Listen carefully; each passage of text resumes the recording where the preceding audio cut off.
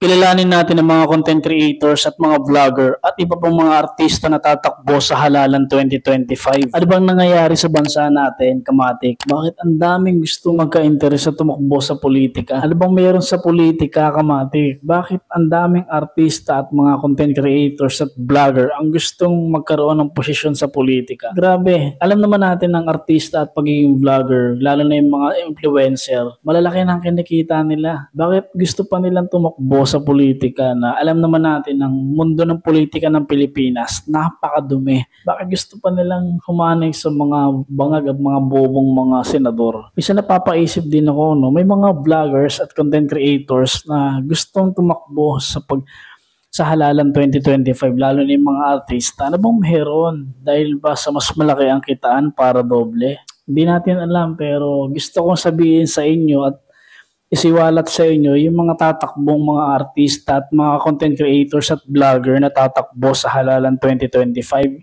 Pinakauna sa listahan natin, syempre, isa siya sa pinakasikat na vlogger at content creators, Ross Martan. Sinabi niya sa kanyang interview na matalino daw siyang tao. Hindi naman kailangan ng matalinong tao sa mundo ng politika eh. Puta, ang ano doon, kung ano ba talagang magagawa mo sa bayan mo. Binabawi na nila yung mundo ng politika or di mo vloggers at content creators, pinayagan na nila. Grabe naman talaga yan. Siyempre, pangalawa sa listahan natin, isa sa pinakasikat talaga nga namang kinatutuan sa Showtime. Nag-iisa lang naman siya kundi si Ayon Perez.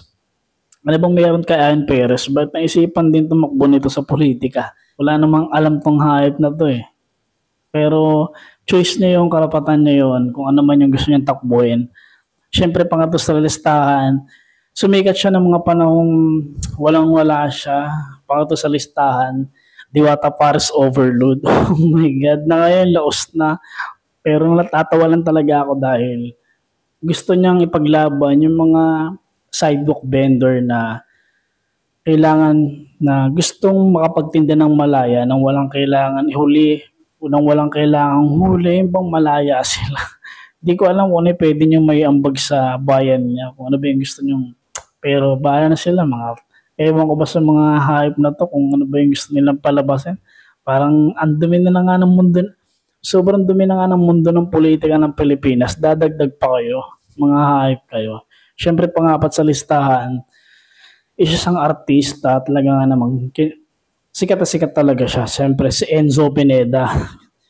Di ko alam kung ano yung magagawa niya, pero wala akong alam tungkol sa kanya. Panglima sa listahan, siyempre, si Arjo Ataide. Alam naman natin si Arjo Ataide tumakbo. Isa pa tong kumag na to. Tumakbo siya. Pagdating sa mga hearings at mga kailangan ipamiting, di mo makikita yung mukha niya na nandun siya. Ngayon gusto niya pang tumakbo sa pangalawa pang distrito. Wala namang siyang nagawa. Di ba? Di ba parang mga tanga lang na wala namang silang nagawa sa politika. Nakaisang termino na nga. Wala namang nagawa. Siyempre bahala siya sa buhay niya. Kung gusto niya pang tumakbo, bahala siya. Pinakauli sa listahan natin siyempre si Marco Gumabaw. Hindi ko alam kung ano yung talagang kwento ng buhay nito. Pero gusto niya rin tumakbo sa halalan 2025. Di ko alam kung anong posisyon niya tatakbuhin niya, no? Pero bahala sila sa mga buhay-buhay nila, no? Pero biruin niyo, Kamatik, isipin niyo. Sobrang dominaan ng mundo ng politika ng Pilipinas. Bakit kailangan pa nilang dumagdag? Wala naman silang magagawa, di ba? Para saan? Para mas sumikat pa? Hindi pa ba, hindi pa ba sila kontento sa kinikita nila sa pagiging artista at mga influencer? Kung tutuusin, napakalaki na ng kinikita nila, di ba, Kamatik?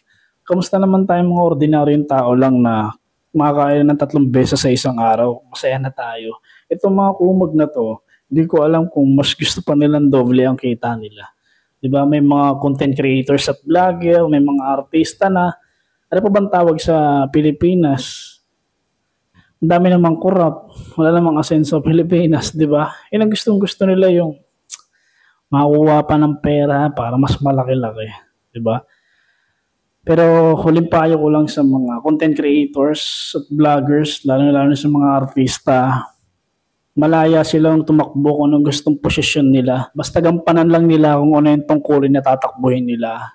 At sana kung gusto nilang tumulong sa bayan, wag nang kailangan ng kamera. Hanggat kayang tumulong, tumulong. Di, agaya ng ginagawa ni Manny Pacquiao, walang camera to pero tumutulong, di ba? Pero karapatan nila yun bilang Pilipino.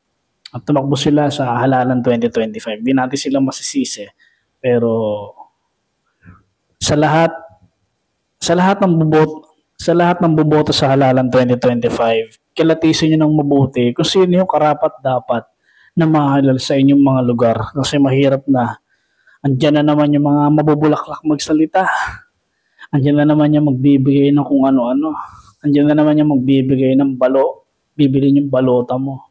Siyempre, kailangan natin kilatisin. Huwag tayong masilaw lang sa mabubulaklak na salita.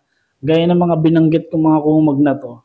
Ros Martan, Ayon Perez, Diwata Pares Overload, Enzo Pineda, Arjo Atayde, Marco Gumabaw. Itong mga to, wala namang tong nagawa eh. Lalo-lalo na si Arjo Atayde. Pagkakalam ko, nakaisang distrito na yata to, pero never mo nakita yung mukha nito o sa mga meeting. Pero sabi ko nga sa inyo, kilatisin nyo na mabuti kasi yun yung karapat dapat. Huwag lang kayo tumingin sa mga mabubulaklak magsalita o sa mga hindi naman karapat dapat, di ba? So, yun lang, kamatik.